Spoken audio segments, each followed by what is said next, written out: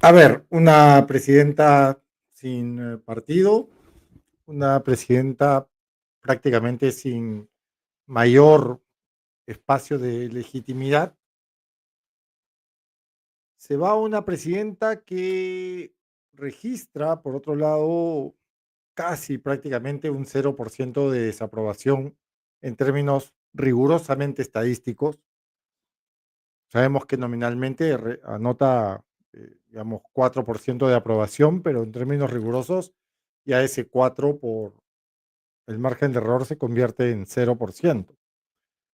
Por otro lado, tras un discurso de 5 horas, medido probablemente desde un reloj de precisión, el discurso del año pasado, discurso que nos comimos el año pasado, tenemos en medio un país, una economía que cada vez confía menos, mercados que cada vez confían menos y una andanada de desinformación económica que esperamos sea esta andanada, esta horquilla, este conjunto de desinformación, pues despejada el día de hoy en este podcast, Cuaderno de Economía. Por otro lado, según el Congreso y la elaboración del economista del Instituto Peruano de Economía, Víctor Fuentes, el discurso patrio de la presidenta Dina Boluarte, porque así se le dice, presidenta, ¿no?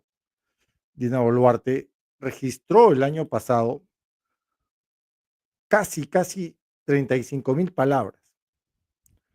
No obstante todo lo que acabo de decir como introducción, la pregunta crítica clave en este caso es hasta qué nivel, hasta qué puntos se tocarán aquellas horquillas o puntos de presión, efectivamente, económicos, críticos, claves, metidos entre tantos caracteres. Hoy te lo cuento acá en Cuaderno de Economía, sin filtros. Bien, un análisis crítico, quizás irónico del gobierno de Dina Boluarte 2022, bueno, fines del 2022, cuando se anotaron esas 50 muertes a propósito del estallido social y lo que corre ya de este 2025. eh, Es una presidenta que llegó sin querer, evidentemente, y si me apuran ustedes, se quedó sin preguntar, ¿no? Llegó de improviso y se quedó sin preguntar. Prometió Dina Boluarte, la presidenta Dina Boluarte, para no perder las formas, ¿no? Estabilidad institucional, lo prometió. Prometió unir al país, lo prometió. Ahora, ¿logró ambas dimensiones? Estabilidad institucional y unir al país. Bueno, la primera evidentemente no. Y la segunda, increíblemente, sí lo logró. Logró algo admirable, algo que no se veía en este país desde hacía décadas, que era unir, si es que me apuran, siglos, que es la de unir a un país. Y sí, lo unió, pero en su contra.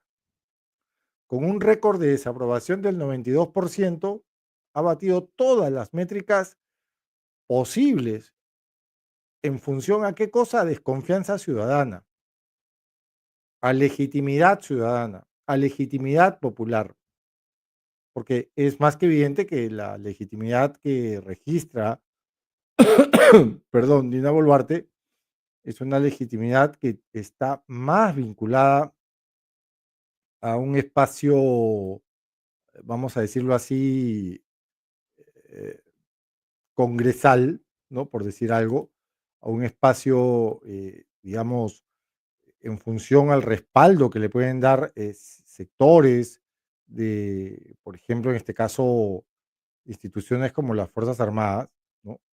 Bien, en eso basa su legitimidad, pero eso de ninguna manera puede significar un gobierno que tenga cierta descarga popular, cierto respaldo partidario, cierta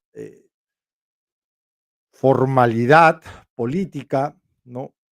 Y eso es gravísimo en un contexto donde nuestro crecimiento económico no es del todo saludable, como determinada prensa económica y determinados también economistas, caseritos quizás, consideran posible, ¿no? No es del todo así, no es del todo así. Hay sí problemas, hay sí una serie de disrupciones que conviven alrededor de este caso, ¿no? De este caso, el de Dina Boluarte, que nos señalan que efectivamente no hay una, digamos, una legitimidad sólida, sostenible. Más allá del Congreso, más allá de sus fotos con todos los oficiales del Ejército, Marina, Aviación y Policía Nacional detrás de ella, bueno, más allá de eso, no encontramos que haya pues un espacio verdaderamente legítimo alrededor de la gestión de Dina Boluarte, ¿no? Pero bueno, esa es una opinión que vamos a tratar de hilvanarla en este podcast, ¿no? Ahora, su gobierno ha sido efectivamente la reencarnación de la gobernabilidad a la fuerza, ¿no? Un poco esa extraña forma de democracia híbrida en la que nadie te quiere, pero igual sigues ahí, con el apoyo, lo dicho, de un Congreso tan querido, tan amado como un lunes por la mañana, ¿no? Ahora, que si la economía está o no en piloto automático, ya eso lo vamos a ver más adelante. Lo cierto es que el rebote económico post recesión atípica COVID-19 se presentó como un logro de su gestión. Es más, su gestión le ha robado, por decir algo entre comillas, o sea, le ha quitado mérito, mejor dicho, le ha quitado méritos al Banco Central de Reserva, por ejemplo, en función al combate contra la inflación, ¿no? Y, y esto no es un logro de su gestión. La realidad es menos gloriosa. Fue más un efecto rebote, como el que tiene una pelota cuando toca el piso. Crecer 3% como media tras haber caído 0,6% no es exactamente un milagro económico, pero se vendió como tal, como si hubieran redescubierto el oro de los incas o el tesoro de Atahualpa. Y si uno pregunta por empleo informal, por corrupción, por minería ilegal, por pobreza, por desigualdad, por baja ingesta calórica de niños, ahí ya no hay cifras, ahí hay solamente esperanza y a ver qué cosa sucede, ¿no? A ver qué cosa pasa, ¿no? En este contexto previo que estamos dando antes de ingresar al tema económico, porque inevitablemente tenemos que tocar el tema político para hablar del tema económico, tenemos también, por otro lado, una presidenta sin partido, ¿no? Sin pueblo, ¿no? Sin programa, aprogramática, en este híbrido democrático que estamos gozando, entre comillas. La presidenta Boluarte es la primera presidenta sin bancada, sin base, sin ideología visible, lo cual, bueno, podría parecernos hasta digerible, ¿no? Pero el no tener un proyecto político significa no tener tampoco, por otro lado, un proyecto país, de Estado-nación, un proyecto donde podamos vislumbrar una luz de confianza ciudadana, por un lado, y una luz de confianza desde los mercados, por otro. Ahora, eso sí, la tenacidad, la porfía de la señora Boluarte para no irse es de admirar. Su gobierno se sostiene en una suerte de vacío institucional desde donde la ausencia de alternativas reales se convierte en garantías de continuidad. Es decir, ella estuvo parada en el momento y en el sitio exactos. Una especie de parálisis útiles para algunos y desesperante para otros, para muchos, diría yo. Y el Perú, en tanto, continúa esperando. En resumen, Dina Boluarte, la señora presidenta de la República, Dina Boluarte, repito, para no perder las formas, pasará a la historia no por lo que hizo, sino por cómo sobrevivió. No por lo que hizo, sino por lo que dejó de hacer. Su legado será el de una presidenta que gobernó en contra de la mayoría, aliada de un Congreso más impopular, dinamizando, motivando, estimulando, impulsando una agenda por la que nadie votó. Nadie nunca quiso esta agenda. Y evidentemente aferrada a un poder como si fuera lo último que quedara en una economía que parece o pareciera estar condenada a improvisar año tras año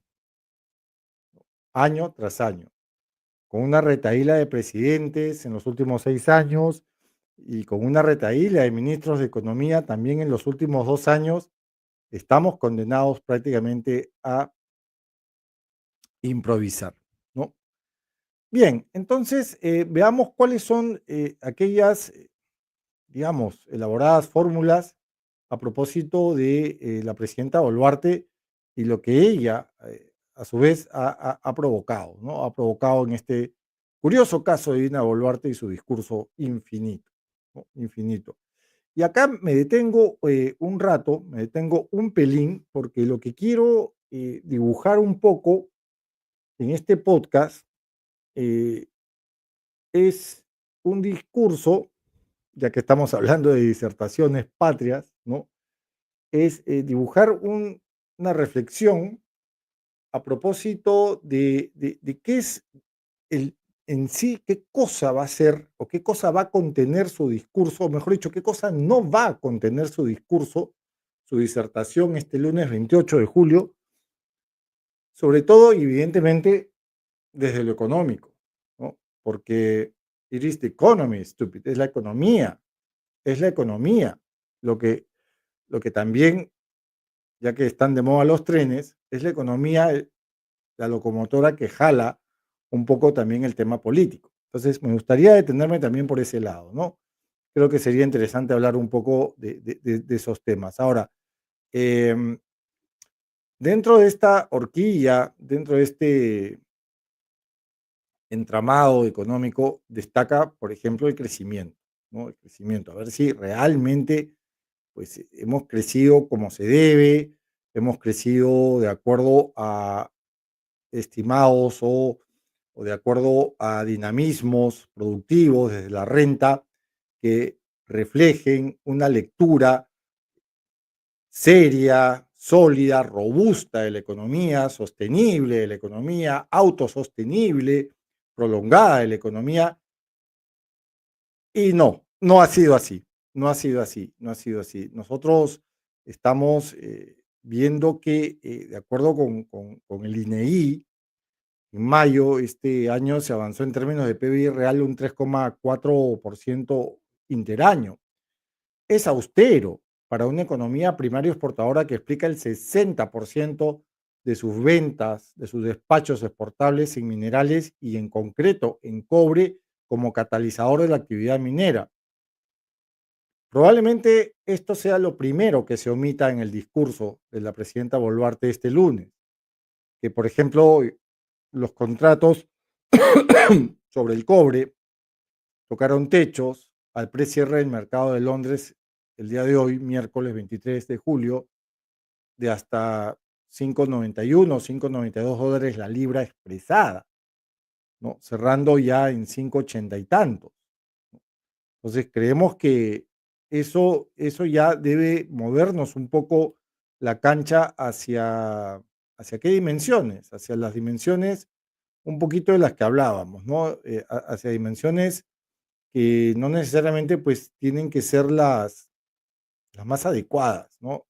Las más adecuadas en función al crecimiento, ¿no? Vean cómo se comportó el cobre, cómo se está comportando el cobre, ¿no?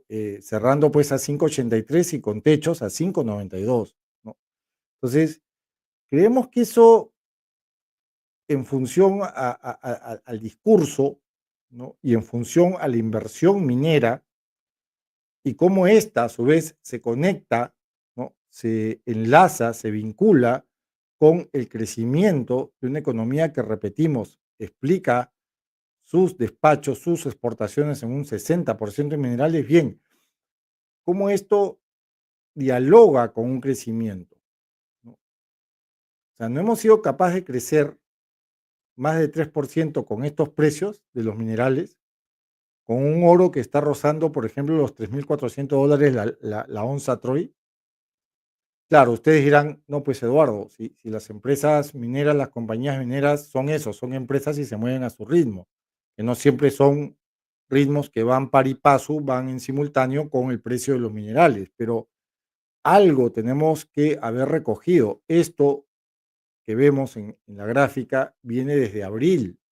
Desde abril, Chile, que junto al Perú explican 2/5 de la oferta global de cobre en el planeta, cuyo principal fagocitador es China, desde febrero de este año ya tenía una mesa de concertación multisectorial para combatir un posible arancel del cobre. Arancel que el presidente Niño, el presidente Infante, el presidente Párvulo, Donald Trump, nos va a colocar en el mes de agosto. Ahorita nomás, a la vuelta de la esquina, del 50%, repito, insisto. Chile ya tenía esa mesa de concertación multisectorial, multidisciplinaria, donde estaba Codelco, Codelco, que es la empresa, digamos, minera más grande del planeta, donde estaban también el Ministerio de Economía, el Ministerio de la Producción chileno, etcétera, y otros actores, ¿no? Otros actores también que tenían que vernos, los sindicatos, cupreros, etcétera. Eso ya estaba instalado en febrero. Y esta trayectoria del precio del cobre ya se veía venir desde el mes de abril. ¿Qué hacíamos nosotros en el mes de abril? ¿Qué hacíamos nosotros en el mes de abril? Obligábamos a los motociclistas a poner chalecos, a que se pongan chalecos con el número de la placa atrás. ¡Ja! ¡Ja! Ahí tienen, ahí tienen. ¿No? Un comentario. Acá nos dice Svetlana Simin, lo único que se mueve en el gobierno actual son las cejas y piel de la presidenta hacia su nuca. Qué fuerte, Svetlana. Qué fuerte, qué fuerte. Bueno, parece que lo único, por otro lado, que le interesa es sacar más dinero para ella. Bien, lo que nosotros creemos es que hay mucho corto plazo, Svetlana, ¿no? Hubo mucho corto plazo, hubo mucha visión cortoplacista. Y esta responsabilidad no solamente recae en la presidenta Boluarte, sino también en quienes fueron sus ministros de Economía, ¿no? Recordemos que desfilaron como 4 ministros en menos de 3 años, y eso también pues genera un entorno que no brinda mucha confianza, no nos garantiza mucha confianza en el escenario, no solamente político, sino también económico, ¿no? Entonces, con este crecimiento, que es un crecimiento torpe, tardío, eh, tímido, no podemos incorporar mayores y mejores espacios para poder indicar que la economía va por buena trayectoria, ¿no? Con un crecimiento así se explica una demanda muy débil, una demanda que decanta pues en espacios inflacionarios igualmente débiles, porque recordemos que la inflación también es de alguna manera una forma que registra la economía de expresar su bienestar. La inflación es la fiebre. Cuando el cuerpo se ve invadido por una infección, reacciona con fiebre. Claro, la idea no es tener pues una fiebre de 41, ¿no?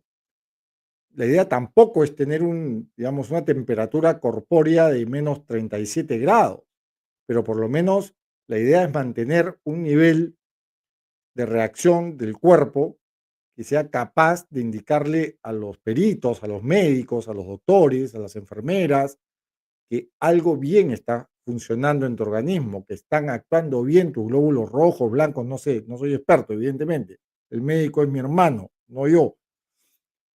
Entonces, acá tenemos un crecimiento muy debilón, ¿no? Y una inflación que tampoco refleja la fortaleza del crecimiento. Entonces, no nos emocionemos con una inflación del 1,64, del 1,74, del 1,64. en mayo, del 1,74 en junio. No nos emocionemos, ¿no?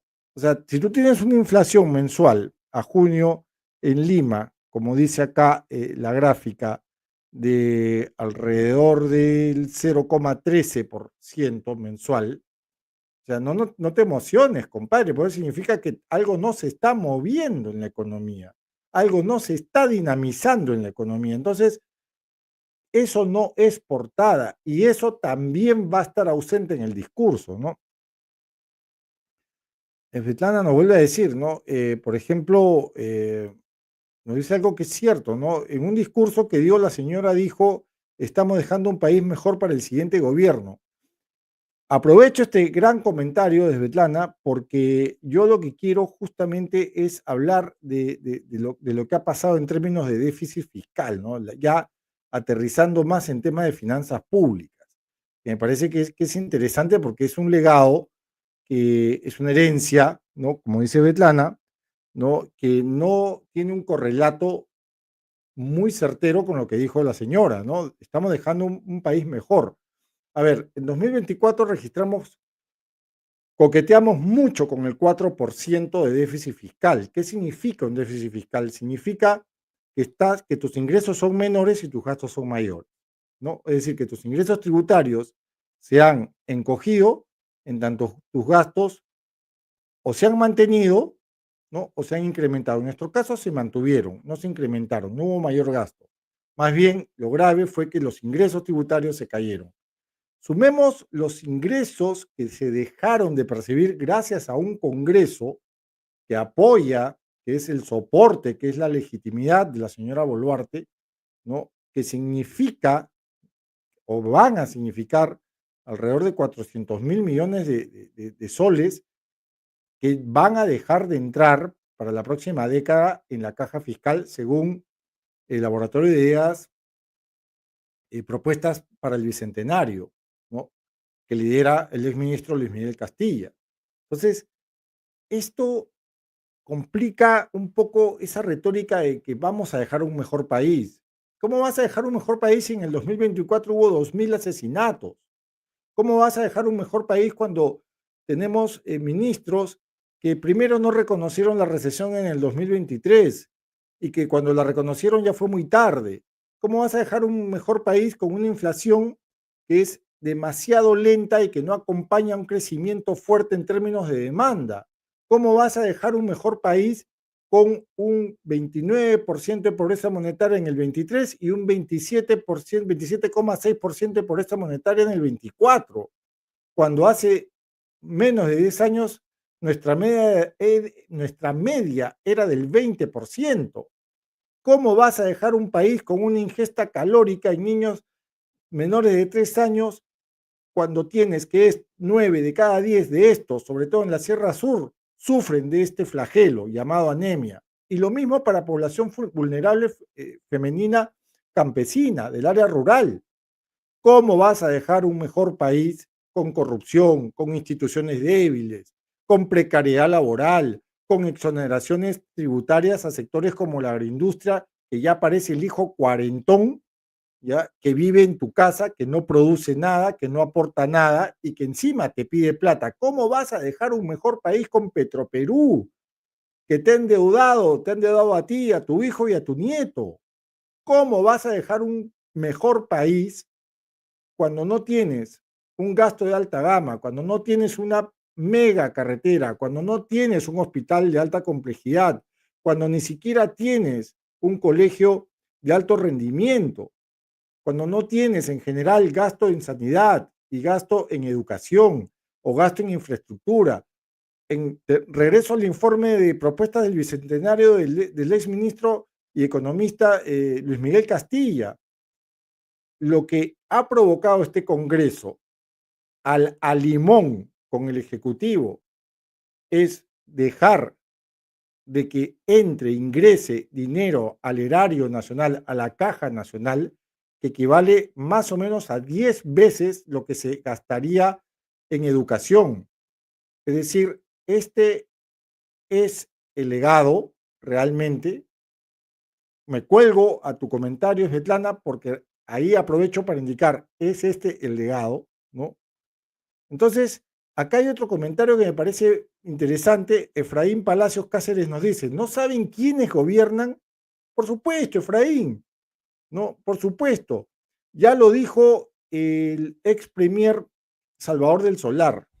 Sin el fujimorismo, este país sería mejor. Este país sería mejor, ¿no? Ahora, claro, la clase empresarial, como tú bien señalas, voy a leer todo tu comentario, Efraín, para respetar lo que estás indicando y respetar tu participación en el programa. ¿No saben quiénes gobiernan? La cabecilla Keiko Fujimori, Confien, ADEX y otros 4 o 5 dueños del Perú. La clase empresarial, los gremios empresariales, Efraín, de alguna manera le han coqueteado a este gobierno de una manera también bien descarada. Todos los monopolios, todos los oligopolios, agroindustriales, el monopolio que quieras, el oligopolio que quieras, mencióname cualquiera, Efraín, ha coqueteado con este gobierno y lo ha hecho de manera casi, casi obscena, obscena. Entonces, ese es el legado, regresando al comentario de Svetlana. Entonces, hay que considerar esas cosas, ¿no? Svetlana Simen dice, pero tenemos tren chatarra, según ella, ¿no? Tenemos trenes chatarra. Bueno, ya ese es otro tema, ¿no? Ese es otro tema que puede dar para un podcast, ¿no? En algún momento lo vamos a tocar. Gracias, Efraín, gracias, Svetlana, por los comentarios de ustedes. Bien, entonces hablábamos de el tema fiscal, ¿no? El tema fiscal me parece que es importante. Ahora, y eso nos lleva a indicar que dentro del déficit fiscal, como ya expliqué, que es la diferencia entre ingresos corrientes y egresos corrientes, ingresos corrientes, impuestos, egresos corrientes, pagar sueldos, salarios a maestros, profesores, enfermeras, policías, etcétera. Bien, si estamos siendo testigos de que esto ha ido retrocediendo, no es porque haya habido una mejora en los ingresos, como dijo el titular de Economía en muchas tribunas periodísticas, es porque básicamente, no se está gastando, no se está gastando, o el gasto es de muy baja gama. Y eso, repito nuevamente, está muy mal, está pésimo. ¿No? No podemos estar en este plan de considerar un gasto donde la inversión pública no está colgada pues a una inversión pública fuerte, una inversión pública de alto impacto. ¿Hace cuántos años, les pregunto a ustedes, hace cuántas décadas, claro, hubo el factor Odebrecht, evidentemente, pero cuántas décadas que no se ve una mega carretera, un hospital de alta complejidad? A ver, con lo que dejó de percibir el erario nacional, la caja, gracias a las exoneraciones del Congreso en el 2024, fueron alrededor de 24.000 millones de soles, ¿vale? Súmale lo que probablemente el proyecto del IGB, ese chocolateo raro del IGB, va a no permitir el ingreso a la caja, que son alrededor de 10.000 millones de soles, ¿no? Ahí van ya 34.000. Redondiemos, 40.000 entre muertos y heridos, entre exoneraciones a hoteles. El Perú no es un país turístico, no me frieguen, no me vengan con que somos un país turístico, con boletos en Machu Picchu que se venden en una mesa donde no tienes un cajero. No somos un país turístico, caramba. Entonces súmenle exoneraciones a hoteles, restaurantes, bueno, redondiemos, 40.000. Ahí tienes 2 megacarreteras. Ahí tienes 2 megacarreteras, ahí tienes 2 hospitales de alta complejidad que nunca los vamos a ver, nunca. Ahí tienes más o menos, si ustedes me apuran, me estresan, unos 20 COAR, colegios de alto rendimiento, y como 500 postas médicas, y más seguridad ciudadana, más cámaras, más policías. De los 140.000 efectivos policíacos podríamos sumarle 40.000 más, mejor capacitados, mejor entrenados, más videovigilancia, más helicópteros. Claro, con el cielo de Lima es bien difícil, pero bueno. pero miren esta inversión pública, miren cómo va a ir retrocediendo en la medida que no vayamos abriendo espacios para que ingrese un Quellaveco, un nuevo Quellaveco, eh, más proyectos cupreros, esto va a ser muy difícil de revertir. Vean esa inversión pública. Claro, dio un salto en el 2024 porque cualquier cosa en el 2024 fue mejor que el 2023, cualquier cosa. En el 2025, miren el frenazo. ¿Cómo puedes crecer si tú cierras el caño? ¿Cómo puedes avanzar en términos de PBI real si no gastas? Y si no gastas desde lo público, ¿cómo puedes esperar que la inversión privada se anime, se estimule, se dinamice?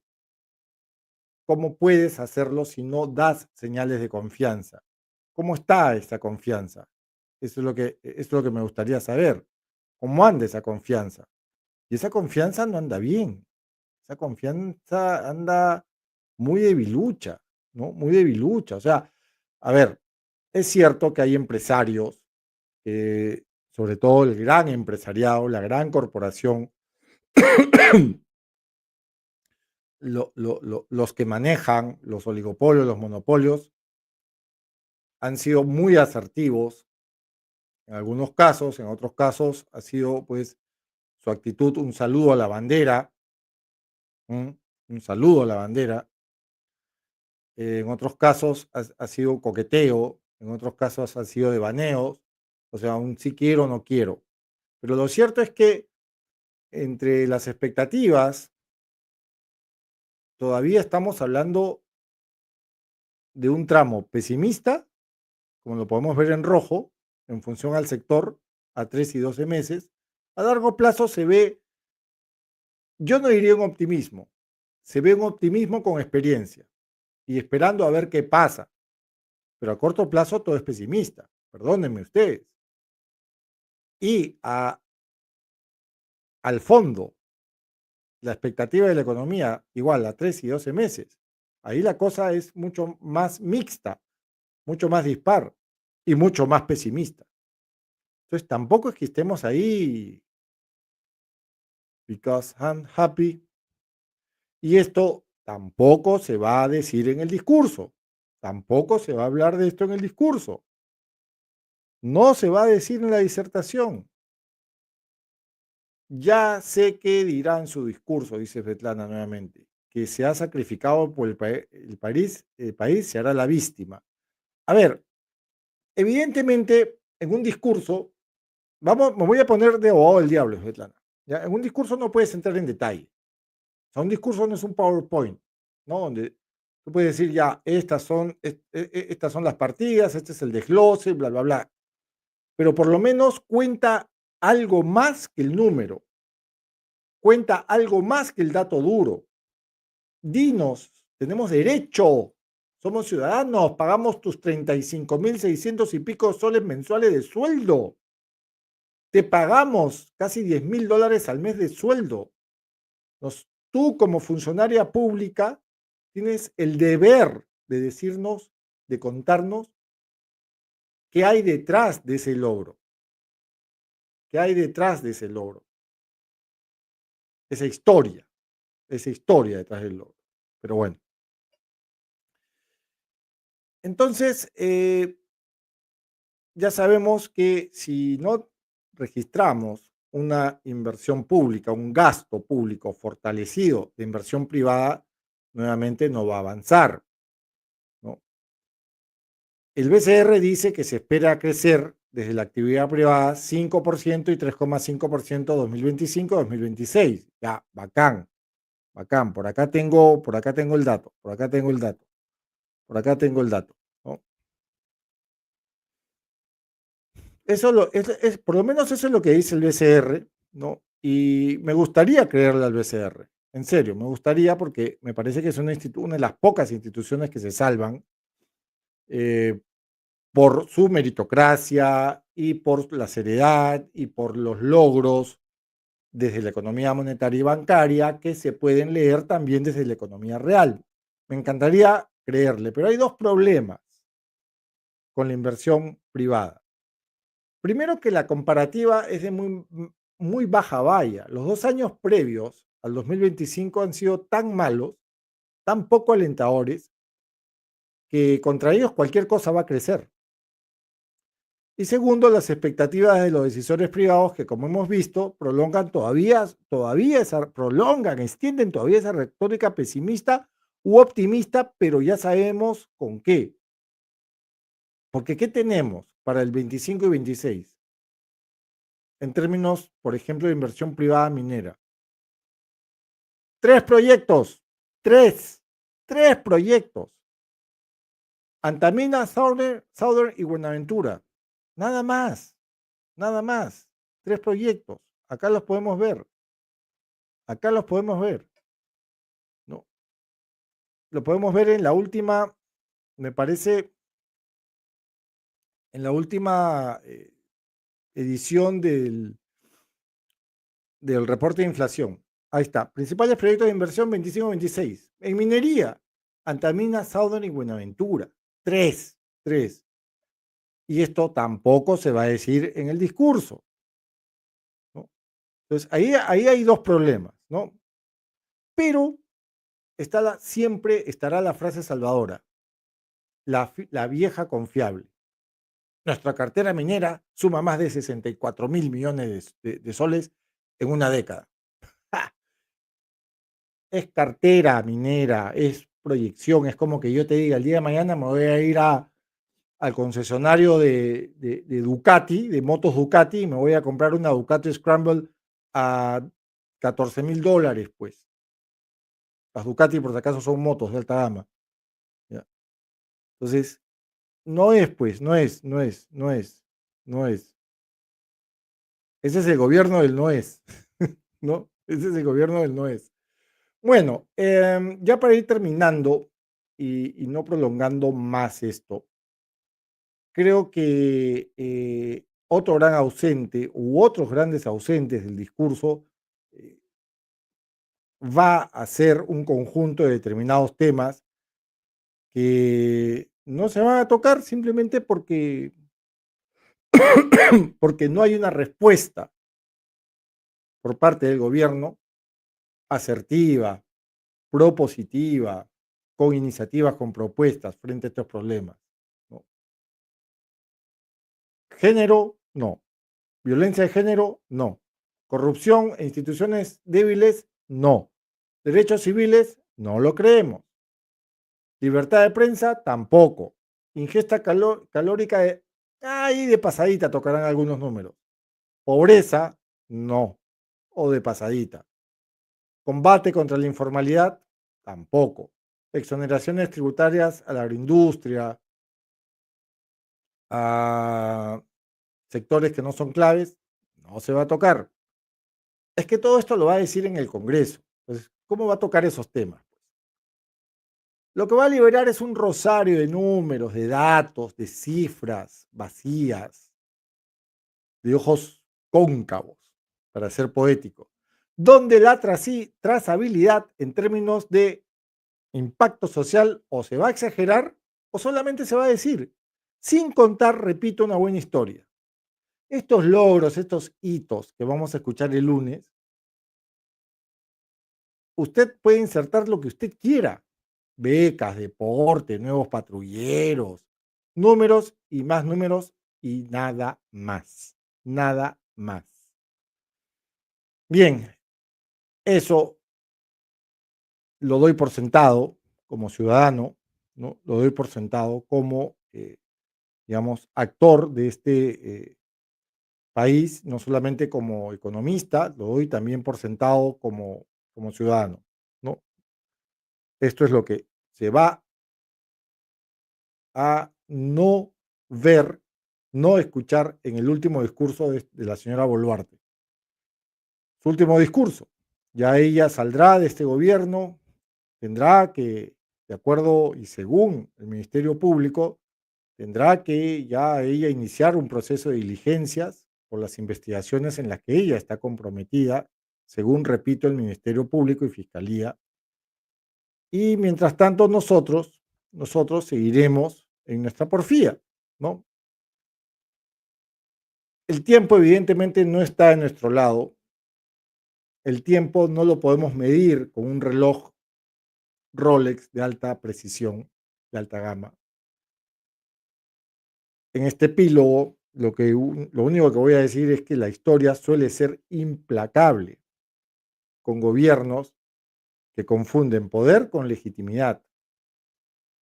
Y aunque en el discurso ella omita dimensiones que son claves, que son críticas, para crear un Estado-nación, un republicanismo, el sueño, la utopía republicana, de acuerdo con palabras de la historiadora Carmen McAvoy, y aunque ella tenga el sillón presidencial, hace rato ella perdió el país.